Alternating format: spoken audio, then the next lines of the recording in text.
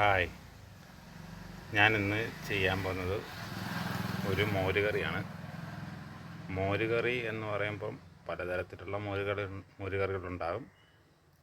Pineapple വെച്ച് ചെയ്യാം, വെള്ളരിക്ക വെച്ച് ചെയ്യാം, കുമ്പളം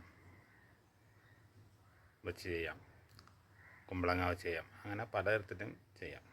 ഞാൻ ചെയ്യാൻ പോകുന്നത് ഒരു സ്പെഷ്യലായിട്ടുള്ള നമ്മുടെ തണ്ണിമത്തൻ്റെ തോട്. നമ്മൾ സാധാരണ തണ്ണിമത്തം വാങ്ങിച്ചാൽ അതിനകം എടുത്തിട്ട് പുറം കളയുക ചെയ്യുന്നത്. നമുക്കത് വെച്ചിട്ട് ഒരു മോരുകറി, രുചികരമായിട്ടുള്ളൊരു മോരുകറി നമുക്കുണ്ടാക്കാം. നമുക്കൊന്ന് ചെയ്ത് നോക്കിയാലോ. ഈ മോരുകറിക്കായിട്ട് നമുക്ക് ആദ്യം വേണ്ടത് തീർച്ചയായിട്ടും തണ്ണിമത്തൻ്റെ തോലുകൾ തന്നെയായിരിക്കും. അതായത് അതിൻ്റെ കവറിങ്ങുള്ള ഭാഗം അത് നല്ലവണ്ണം വൃത്തിയാക്കി, അതിൻ്റെ ആവുകൾ ഭാഗം മൊത്തം കളഞ്ഞിട്ട് വൃത്തിയാക്കി നല്ല കഷ്ണങ്ങളായിട്ട് എടുക്കുക. അതിനോടൊപ്പം തന്നെ നമുക്ക് വേണ്ടത് പച്ചമുളക്, ഇഞ്ചി, വെളുത്തുള്ളി, കറിവേപ്പില എന്നിവയാണ്. പിന്നെ തൈര് വേണം, പുളിയില്ലാത്ത തൈര്.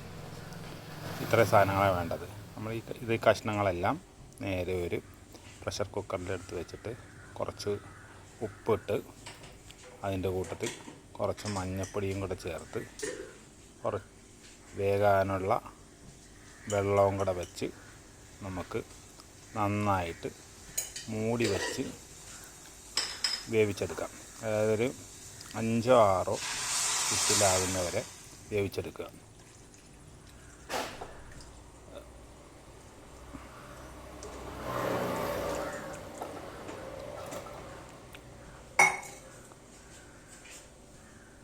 അപ്പോൾ നമുക്ക് താളിക്കാനായിട്ട് വേണ്ട ഒരു ചീഞ്ചട്ടി വെക്കുക. അതിലേക്ക് എണ്ണ ഒഴിച്ച് കടുകിടുക.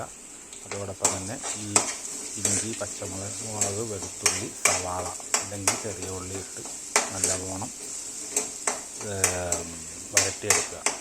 വഴറ്റിയെടുക്കുന്ന കൂട്ടത്തിൽ തന്നെ നമുക്കതിനകത്ത് അല്പം ഉപ്പ് ചേർക്കണം. വറ്റൽമുളകുണ്ടെങ്കിൽ വറ്റൽമുളകും ചേർത്ത് നന്നായിട്ട് വഴറ്റിയെടുക്കുക. അപ്പം കുറച്ച് കറിവേപ്പില ഇടാൻ മറക്കരുത്. കുറച്ച് കറിവേപ്പിലയും കൂടി അതിനകത്ത് ആഡ് ചെയ്യുക.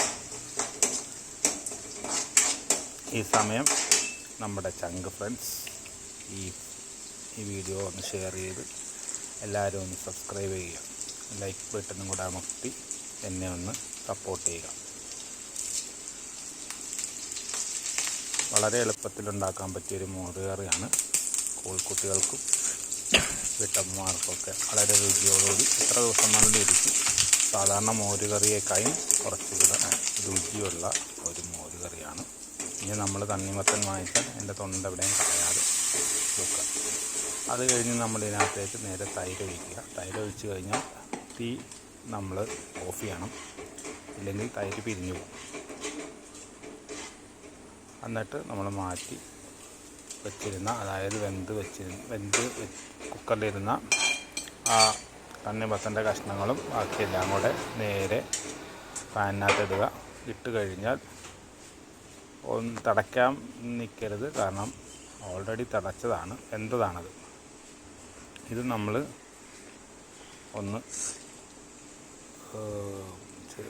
ചെറിയ ചൂടിൽ തന്നെ എടുക്കുക. എടുത്തു കഴിഞ്ഞാൽ നമുക്ക് ചെറിയ ഉള്ളിയും ചേർത്ത്, വേണമെങ്കിൽ ചെറിയ ഉള്ളി ചേർത്ത് ഒന്നും കൂടെ താളിച്ച് നമുക്ക് സെറ്റ് ചെയ്തെടുക്കാം. സെറ്റ് ചെയ്താൽ നമുക്ക് അടിപൊളിയായിട്ടുള്ള ഒരു മോരുകറി ഇവിടെ റെഡിയാണ്. എല്ലാവരും ഒന്ന് ട്രൈ ചെയ്ത് നോക്കുക. Thank you.